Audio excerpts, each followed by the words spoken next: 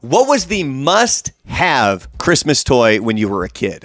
Obviously, based on the toy, we can probably guess your age. Now, I put up a poll on my YouTube channel. I gave 3 options, and the 4th one being something else. So I'm going to go over that here really quick, but this video is mainly going to be focused on the hottest toys every year from the 60s, starting with 1963. But on the poll, the 3 options I put up were Razor Scooter, Tickle Me Elmo, and Cabbage Patch Kid. I was trying to hit different eras. Cabbage Patch Kid being the 80s, Tickle Me Elmo being the 90s, and then Razor Scooter being, truly the 2000s, because I think that was in the year 2000. But Razor Scooter came in at first, 41%, so I can tell kind of that's the age group that we're looking at here on my YouTube channel. I never had one of these things. I would have been 20 years old when they were the hot thing, but I do remember Michael Jackson riding around one at the Clackamas Town Center. Not Michael Jackson, the pop star, my friend Michael Jackson from back then. And I can't remember what the store was that he worked at, but it was the store where they sold a lot of like the Wu-Tang gear, Echo.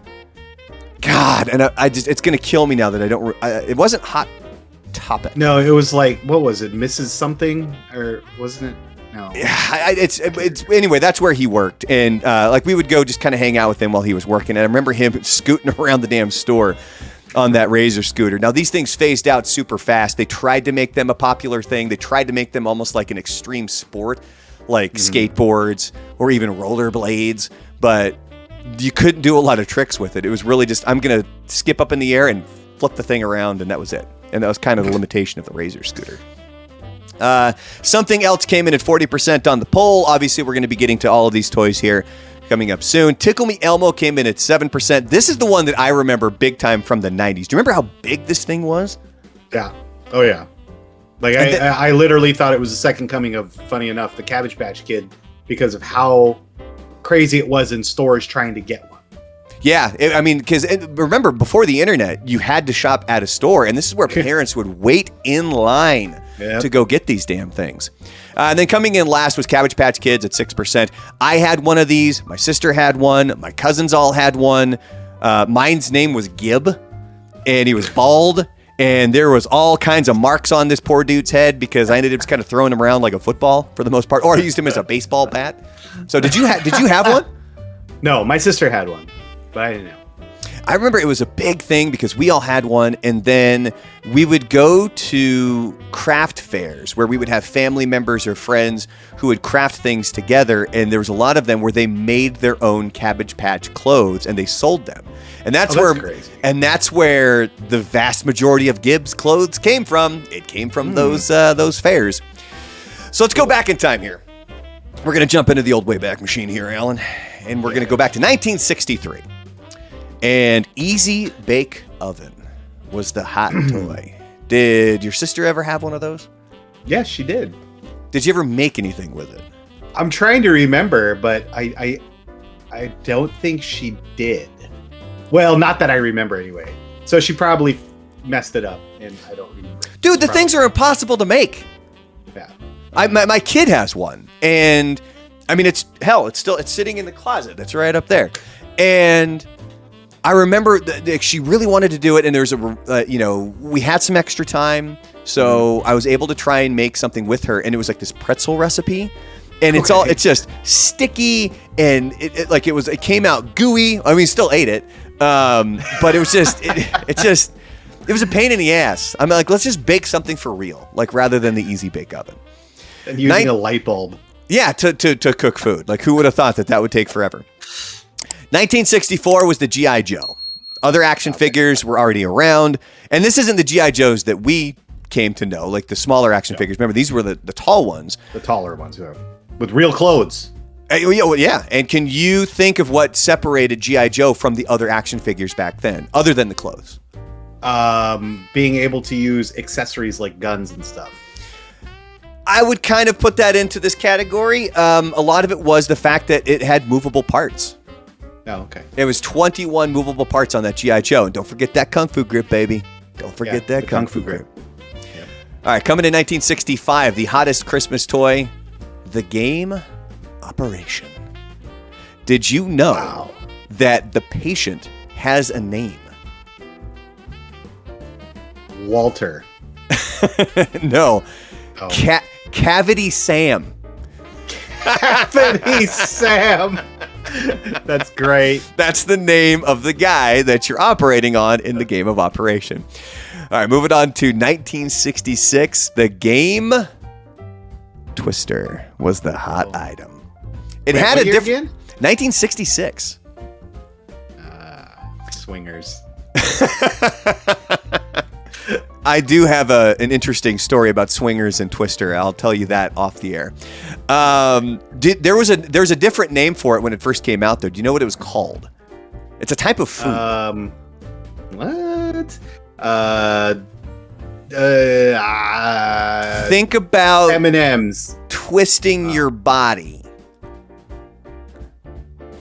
Pretzel. Yeah, pretzel. Oh. It was originally called pretzel, and then back then it was pretty heavily criticized in the 60s because people who were opposed to it just basically said, yeah, it's sex in a box. All right, 1967. I know this is a game that we have all played, and chances are we have all owned. Battleship was the hot toy that Christmas. Battleship. I actually have a Star Wars Battleship, an electronic version of Star Wars Battleship here at the house. Do you have one? A copy of Battleship? I had, when I was a kid, I had electronic Battleship, actually.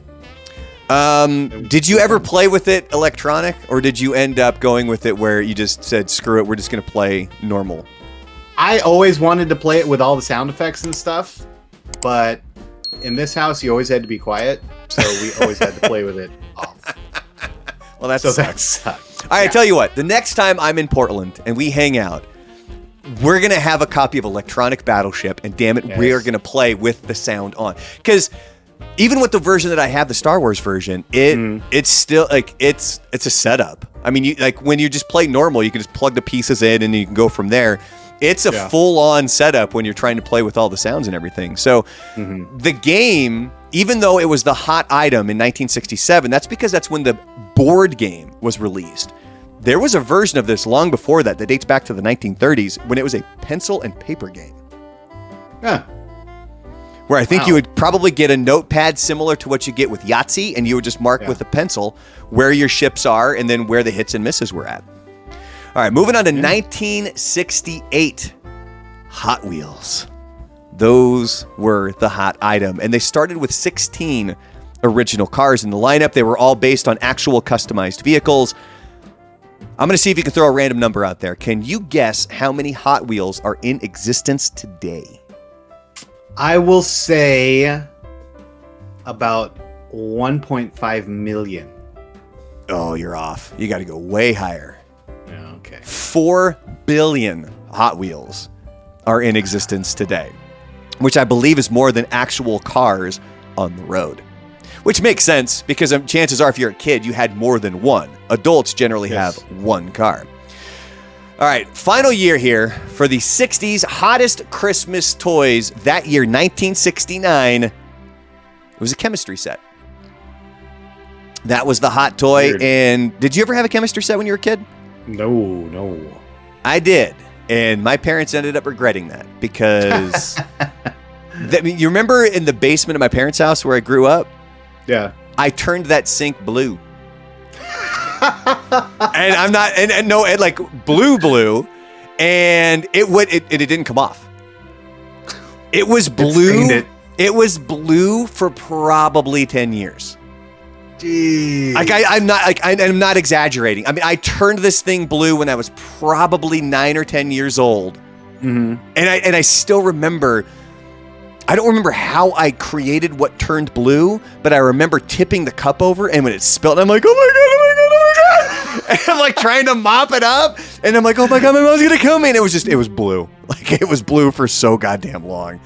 And truly it was blue, God, up until I was at least in my early 20s. Probably until they replaced it. Yeah, until they finally ripped that entire sink out. So be careful with chemistry sets, kids. And they said it was safe. I mean, technically it was safe. I just damaged the house there for a little bit.